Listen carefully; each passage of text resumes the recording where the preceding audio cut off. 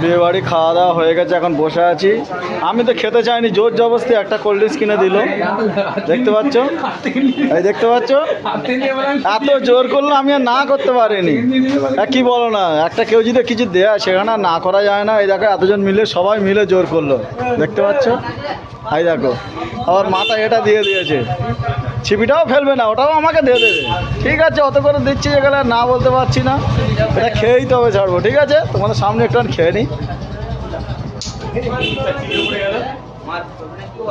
তবে দিয়েছে তো, টেস্ট ভালো আছে।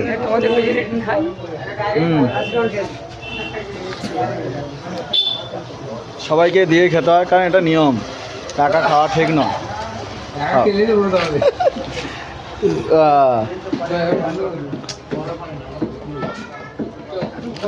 যারা যারা কোল্ড ড্রিঙ্কস খেতে চাও তাড়াতাড়ি একটা করে কমেন্টে জানাও। চলো রাখছি, ঠিক আছে।